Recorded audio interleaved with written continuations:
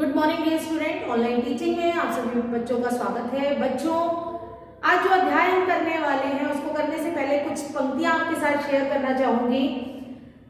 समय के साथ हालात बदल जाते हैं, समय के साथ हालात बदल जाते हैं, बदलाव के साथ स्वयं को बदल लेना ही समझदारी है, या यूं कहें कि बुद्धिमानी है। आइए चलते हैं अपने आज के अध्याय पे, जिसका नाम है चतुर्थ।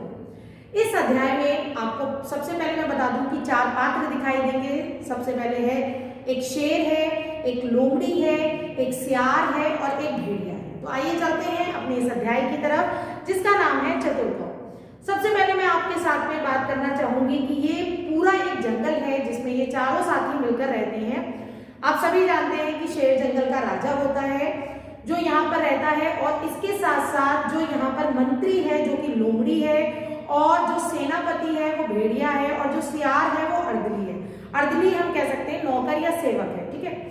अब क्या होता है, एक दिन एक स्टोरी है ये, तो उसको ध्यान से सुनिएगा कि सबसे पहले जो है जो जंगल का राजा शेर है वो अचानक से जम्हाई लेता है। जैसे हम लोग कह सकते हैं उबासी लेता है, ठीक है। तो जब वो जम्हाई लेता है तो उसके मुंह से जो बदबू आती है, जो स्मेल आती है, उसको देख करके जो वहां बैठा, जो और भी सारे साथी बैठे हुए हैं, बट भेड़िया सबसे पहले क्या कहता है कि सरकार आपके मुंह से बड़ी गंदी स्मेल आ रही है, आपके मुंह से बदबू आ रही है, ठीक है। इस बात पर शेर को गुस्सा आ जाता है और वो क्या करता है, वो उसका पेट फाड़ के उसको मार देता है, ठीक है। फिर क्या होता है, फिर दोबारा शेर जो है वो जम्हाई लेता है, फिर उसके मुंह से बदबू आती है, मगर जो वहां पर जो अर्दली है, जो बेचारा सियार है, वो कहता है, वो सोचता है कि अगर मैं कहूंगा कि बदबू आ रही है तो ये मुझे भी मार डालेगा। तो वो उसकी चापलूसी करने के लिए उससे कहता है कि तुम्हारे मुंह से तो इलायची की खुशबू आ रही है। अब उसके बाद क्या होता है कि शेर कहता है कि तुम मेरी चापलूसी कर रहे हो, और ये कहकर वो उसको भी मार देता है, ठीक है। क्योंकि वो कहता है मैं मांस खाता हूँ, मैं खून पीता हूँ, और मेरे मुंह से तुम्हें इलायची की खुशबू आ रही है, यानी तुम झूठ बोल रहे हो और चापलूसी कर रहे हो। इसके बाद में अब वो तीसरी बार, क्योंकि अब दोनों साथियों को वो मार चुका है, तीसरी बारी आती है लोमड़ी की। अब वो लोमड़ी से पूछता है कि हाँ भाई तुम बताओ कि मेरे मुंह से कैसी स्मेल आ रही है, कैसी महक आ रही है।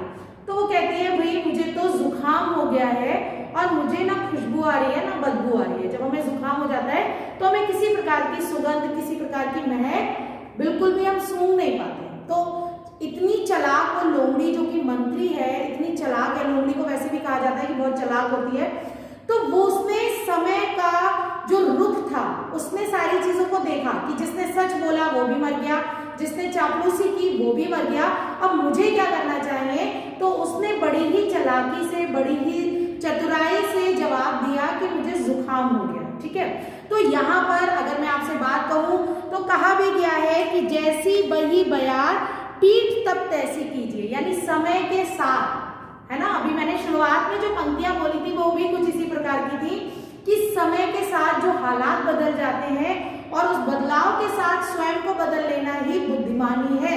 तो लोमड़ी ने यही किया, उसने जो आंसर किया वो समय को ध्यान में रखते हुए उस क्वेश्चन का उसको आंसर दिया।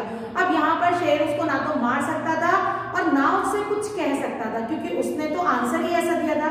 यानी हमें भी अपनी चालाकी, अपनी चतुराई से किसी भी मुश्किल में अगर हम पड़ जाते हैं तो हमें उससे निकलने के लिए अपनी बुद्धि का प्रयोग करना चाहिए, ठीक है, जैसा कि उसने किया। यानी समय जैसा हो उसी हिसाब से हमें कार्य करना चाहिए। ये हमारी एक छोटी सी स्टोरी थी जो मैंने आपके संग में शेयर की है। धन्यवाद।